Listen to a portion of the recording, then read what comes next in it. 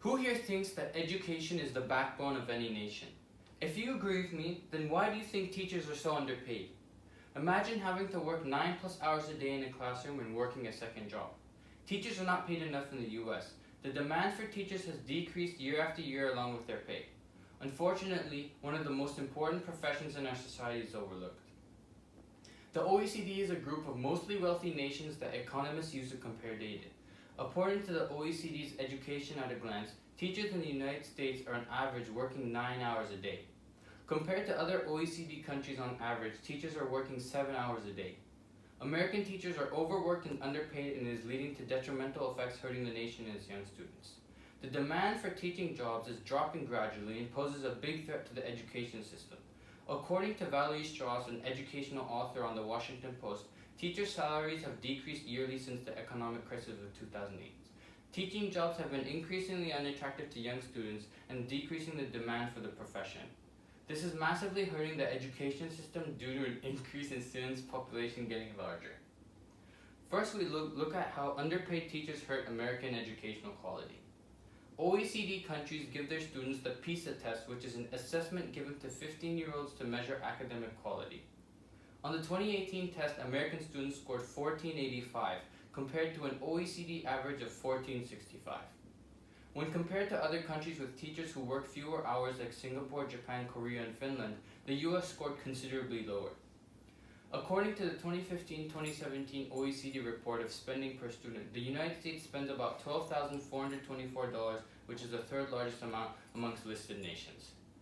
American schools have various spending amounts depending on the state, where New York State spends about 3 times more than Mississippi does. This creates a large inequality in the quality of education. Each state also spends most of its money on non-educational requirements. In many schools, funding is funneled to sports programs, athletic equipment, sports field, and facilities. Sadly, due to a rising amount of gun violence in schools, money has to be spent on security to provide for students. This takes away from spending money on much-needed educational supplies and resources. Secondly, the economy is not benefiting from underpaid teachers, resulting in poorly educated students. The after effect of losing teachers is a dip in overall quality and the standard of education. Students' graduation rates have been gradually rising since the 1980s, but are largely due to laws that ensure graduation for students. Despite graduation rates being reasonably high, a student's quality of education is low and uniform. Due to a lack of resources, schools hire teachers of lower quality. Because of this, standardized curriculums are created in order to control the learning environment. Teachers in some districts work in restricted positions, constantly under criticism from principals, and this keeps everything uniform but lacks creativity and individuality. This does not provide a safe, stimulating, and free learning experience for students. When there is a lack of creativity from the teacher, students are usually disinterested and unmotivated. As I mentioned before, due to an increase in gun violence, students are in a constant state of fear. This is an unsafe and unstimulating learning environment for them. Schools are producing students who are insecure, fearful, and uncreative. This is a problem for them when they look for a job and they're taking up lower paying positions. Thirdly, the demand for teachers is decreasing despite being integral to a solid educational system. The shortage of teachers is a terrible reality that keeps getting worse and worse.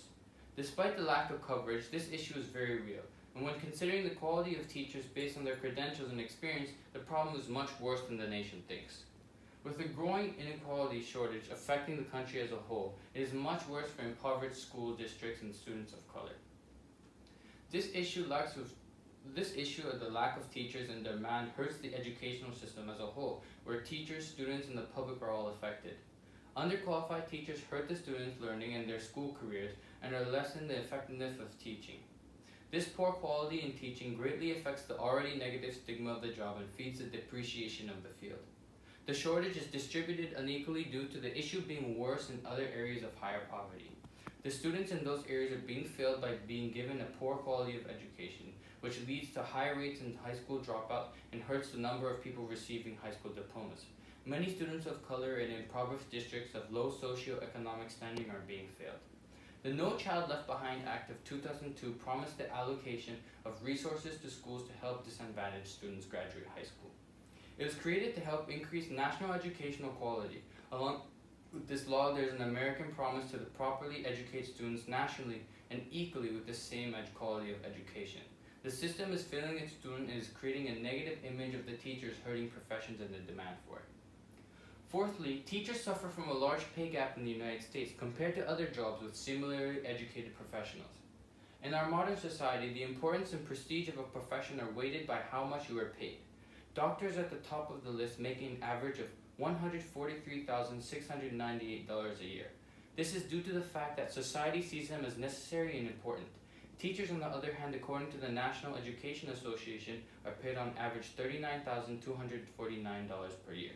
For a profession that is necessary for the development of our nation, teachers are undervalued and underpaid. Across jobs with similar education, teachers are earning 60% less than their counterparts according to the 2017 OECD report. Paired with the 9+ hours of work in a classroom with grading and planning after schools, teachers are not adequately compensated for the work they do. Due to the fact that teachers have such low pay, many of them are forced to take up second jobs to make ends meet.